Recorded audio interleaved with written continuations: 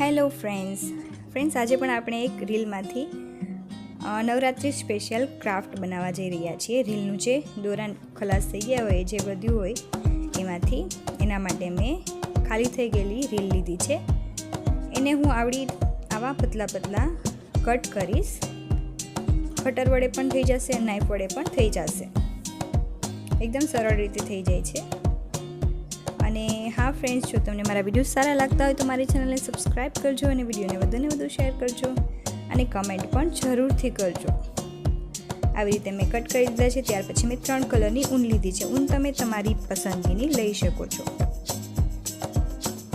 ત્યાર પછી હું એક સોયમાં ઊન પરવી દઈશ અને હું જે રીતે કરું છું એવી રીતે તમારે એ ગોળની ફરતી બાજુ ઊન વીંટાળવાની રહેશે. ફ્રેન્ડ્સ, આ જ ટાઈપનો મેં એક હજી વિડીયો અપલોડ કરેલો છે યુટ્યુબ પર, મારી ચેનલ ઉપર. એ પણ તમે જોઈ શકો છો. એ અને આ અલગ છે, આ એનાથી એકદમ અલગ છે, એટલે વિડીયો છેક સુધી જરૂરથી જોજો. આવી રીતે ફરતી બાજુ હું ઊનને વીંટાળી દઈશ, જેથી ઊનનું સર્કલ તૈયાર થઈ જાય. ફ્રેન્ડ્સ, તમને ભરતા કે ગૂંથતા નથી આવડતું અને આવું કંઈ મિરરવાળા વર્કનું શોખ છે તો તમે આ વિડીયો જરૂરથી જોજો. તમને કંઈક નવો આઈડિયા જરૂરથી મળશે. હા, મારી ચેનલમાં વેસ્ટમાંથી બેસ્ટ ઘણી બધી વસ્તુઓ છે, એ પણ તમે વિડીયોઝ જરૂરથી જોજો અને બીજાને પણ શેર જરૂરથી કરજો. ત્યાર પછી હું બીજા છે એને પણ આવી રીતે વીંટાળી દઈશ. આવી જ રીતે મેં ઘણા બધા બનાવી લીધા છે. હવે આપણે એને હું જે રીતે કરું એવી રીતે તમારે જોડવાના રહેશે. મેં 3 કલરના લીધા છે. તમે આખું એક કલરનું પણ કરી શકો છો અને વધુ કલરનું પણ કરી શકો છો. પહેલાં બેને જોઈન્ટ કરી દઈશ. ત્યાર પછી ત્રીજાને પણ આવી રીતે સોય દોરા વડે જોઈન્ટ કરી દઈશું આપણે. મિત્રો, તમને ઇઝી પડતું હોય તો ગમ પણ લગાવી શકો છો, પણ મને ફેવિકોલનો યુઝ કરવો ઓછો ગમતો હોય છે જનરલી, કારણ કે આવી રીતે સિલાઈ જ્યાં થતી હોય ત્યાં આપણે ફેવિકોલ યુઝ કરીએ તો અમુક ટાઈમ નીકળી જવાની શક્યતા રહે છે. એટલે આપણે સોય દોરા વડે જ લગાવી દઈશું.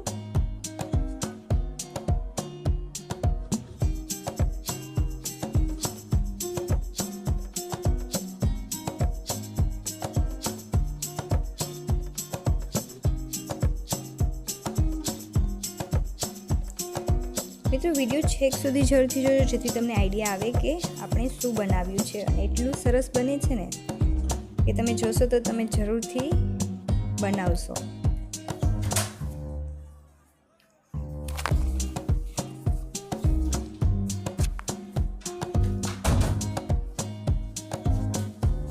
તો આવી રીતે મેં 3ને સોય દોરા વડે જોઈન્ટ કરી દીધા છે. હવે આપણે બીજાને પણ આવી રીતે જોઈન્ટ કરી દઈશું.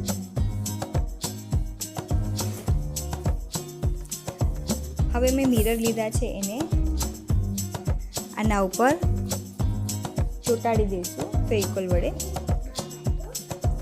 ફ્રેન્ડ્સ, તમારી પાસે કાચના મિરર હોય તો પણ ચાલે, પ્લાસ્ટિકના મિરર હોય તો પણ ચાલે.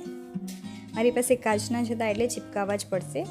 જો પ્લાસ્ટિકના કાણાવાળા હોય તો તમે એને પણ સોય દોરા વડે લગાવી શકો છો.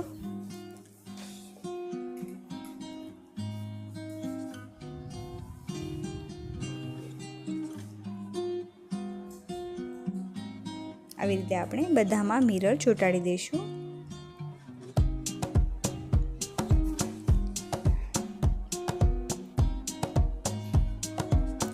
જો તમે આ વિડીયો ટ્રાય કરો ઘરે બનાવવાનો, હું જે બનાવું છું એ બનાવવાનું ઘરે ટ્રાય કરો તો નીચે કમેન્ટ કરીને જરૂરથી જણાવજો કે કેવું બન્યું અને કેવું લાગ્યું.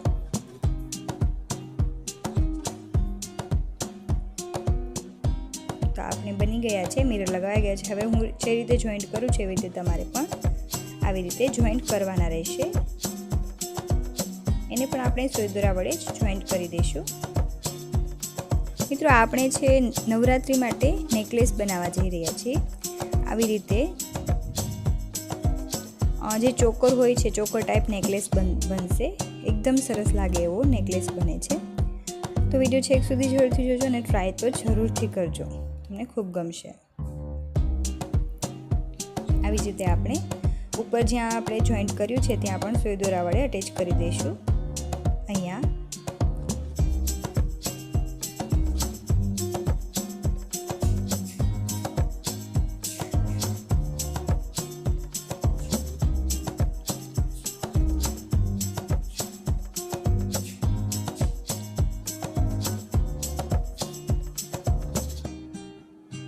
આવી રીતે આપણે સોય દોરા વડે સરસ રીતે જોઈન્ટ કરી દઈશું, જેથી નીકળે નહીં.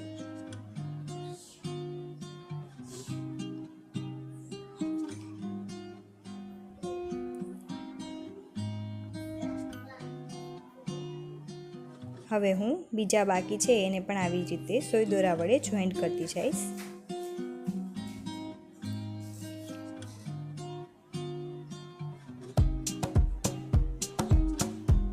આવી રીતે બધા આપણે સોય દોરા વડે જોઈન્ટ કરી દીધા છે. હવે આપણે નીચે લટકણ કરીશું. એના માટે મિક્સ પહેલાં સૌથી નાનું મોતી લીધું છે, જેથી કરીને બીજા મોતી નીકળી ના જાય ગાંઠમાંથી. ત્યાર પછી દુધિયા મોતી લીધું છે અને એના પર ગોલ્ડન મોતી લીધું છે. તમે કલર કોમ્બિનેશન તમારી ઉપર રાખી શકો છો. હું અહીં દુધિયા મિરર છે તો હું દુધિયા કલરનું મોતી લઉં છું, પછી યલો લઈશ, પછી પિંક લઈશ. એવી રીતે એક પછી એક આપણે સોય દોરા વડે મોતી લગાવી દઈશું. હવે પીળા કલરનું છે મિરર, તો યલો કલરનો આપણે મોતી લઈશું. પહેલાં નાનું લઈશ, પછી યલો કલરનું અને પાછું ગોલ્ડન કલરનું. એને પણ સોય દોરા વડે આપણે જોડી દઈશું.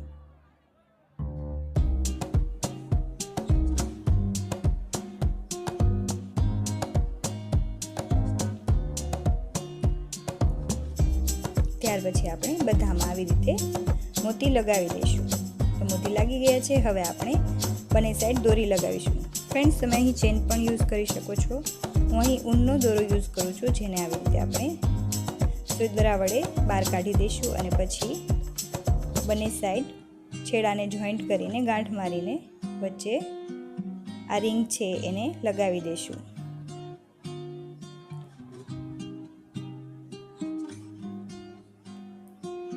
વધારાનું છે એને કાપી દઈશું.